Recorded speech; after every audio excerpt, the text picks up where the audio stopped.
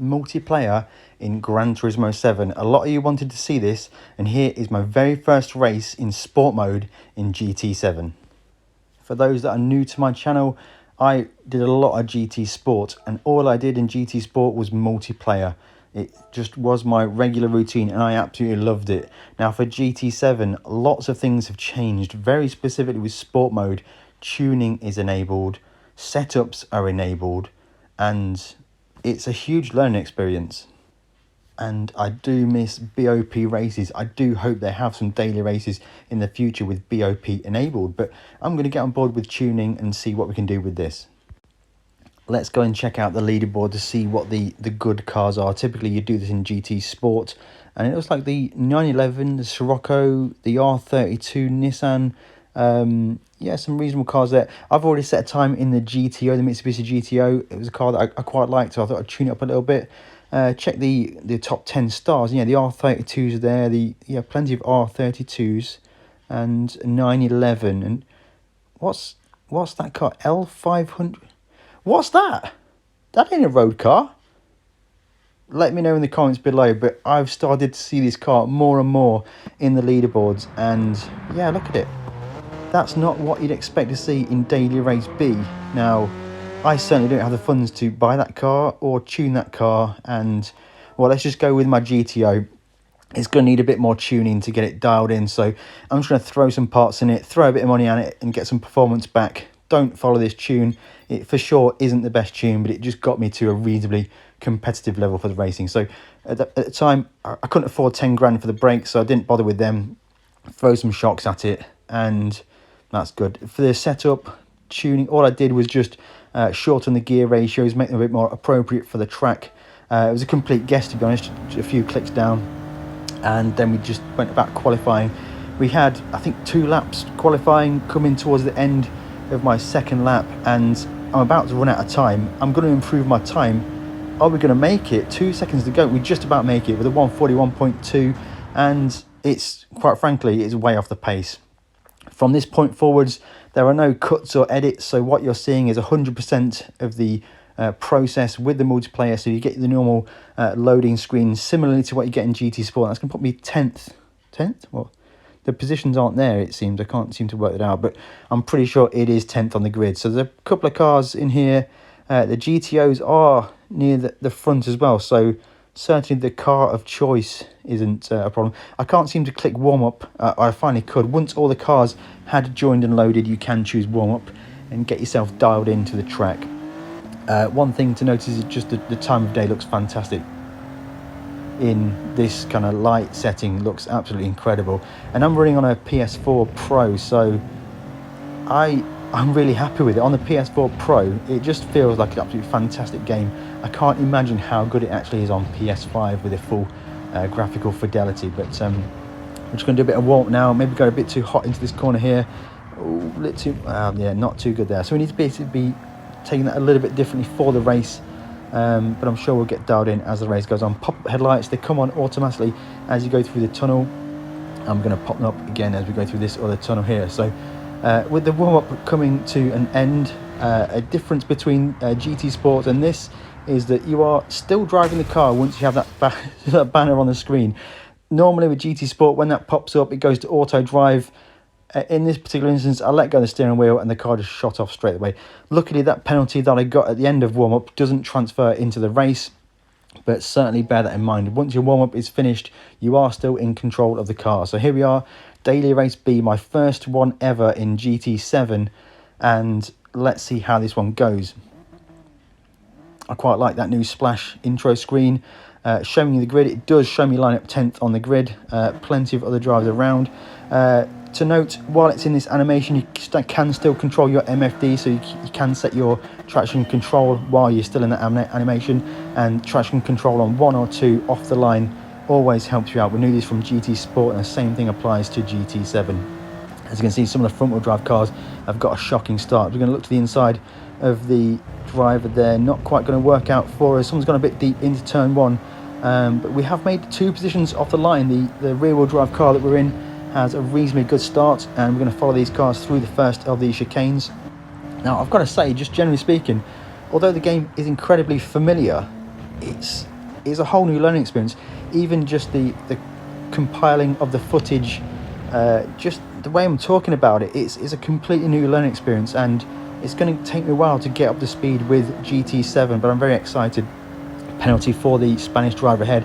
I think it's probably a track limits penalty. They're going to go side by side through. They've got contact ahead, and he's going to get into the side of him. It's all going to kick off there, slight sideways from the R32. I'm going to send it to the inside on the brakes, and he's going to get to the inside. We're going to get to the inside of the white Scirocco, is it maybe? I'm going to need to learn all these cars. I'm so used to the Group 3 races from GT Sport, and that Scirocco seems to have an absolutely fantastic launch out the corner. And here's where we start to see the differences with tuning. Although it's a brake horsepower limit, I don't seem to have any speed. I'm set towards maximum, but we're going to throw it to the inside. That car had to take that penalty on that straight there. We're going to get a great clipping point, get on the gas early, and a bit of swaz on corner exit. First official swaz in a video on GT7, and we are good to go. Following the, I think it's Polish driver, down the main straight now, and that car he's got is absolutely, it's killing me on horsepower. I guess I could have, yeah, it seems it's the class is horsepower limited. Performance points aren't limited. So I don't know really how I'm going to get any more speed out of this car. Let me know in the comments below if you've got some tips on tuning this GTO. We were a little bit deep on the brakes there, but we still managed to get the car stopped. Flowing through this track now, I'm really enjoying this. I almost avoided road cars. I was got a mistake there, huge mistake from that green car, and I quite like it. Pops up on the screen the car that you're passing, so we knew that was a green R32 Nissan. Midway through this race at Deep Forest, and we're starting to get into the flow of the race now. 4 seconds to the leader, and we've got a 1 second gap to the guy behind it. A huge mistake there for a couple of cars, it looks like, and a massive penalty for one of the drivers there. Is that a 4 second penalty? On closer inspection, it's a 1.5 second penalty for that driver ahead. So that's going to bring us into play as he takes his penalty down this straight here. And I think we're losing time to the leaders, so I think we're not going to be on pace with the leaders. So it's going to be a battle for the mid-pack for us, and a penalty for the driver. We're going to switch to the inside and get him done on the brakes, really try and get it stopped, and it's difficult to get the car stopped into this big hairpin. And we're going to go a little bit deep there, just about keep it in. Oh, it's an absolutely fantastic switchback from that driver there. Huge move there. And yeah, I think about the 150 mark at the end of that straight gets you stopped roughly for that hairpin. Down the main straight now to almost complete lap number 2. And the sun is starting to set. We have dynamic time of day in this race, and it's brilliant. It just gives that level of dynamicism to the whole race. Is now braking again at the 150 seems to be about right for the first corner as well. A little bit deep for ourselves, but we do manage to keep it all together. Now the leader is starting to gap us, and we're going to try and put together a nice series of corners. We're in clean air now, so we can try and focus on hitting our apexes and making the most of the clear track. And we're going to get a nice drive through here on the brakes now into this kind of spiraling downhill corner before the bridge.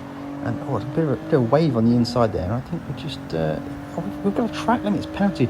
I think the white line must be the track limit, so I think you're going to keep at least 2 wheels off of that. Now, oh, that's interesting.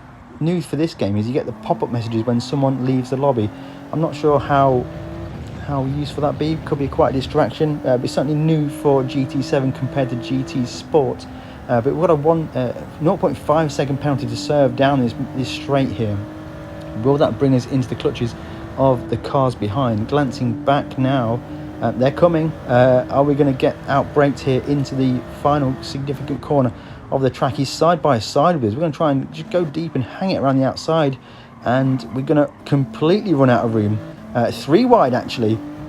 We are going to massively benefit from them two getting into each other and starting to battle, and we're going to run away down the main straight now with a great corner exit, and we're going to cross the line to finish lap number 3 and start the final lap. We just need to really bring it home now. There's no chance of moving forwards. We are in the official Super GT position of 6th position. Let me know what you think of the race so far in the comments below. Have you tried out sport mode in GT7? And what do you think of tuning being enabled? I think it's going to be very, very difficult to get nice balanced racing with such a disparity between power, braking zones, braking distances between all the cars. I think it's also going to be very difficult to race cleanly with other cars. Now, don't get me wrong, I really enjoy the tuning side of things, and I 100% think they should keep these daily races as tuning daily races for all the people that enjoy tuning their car and going head to head with other people.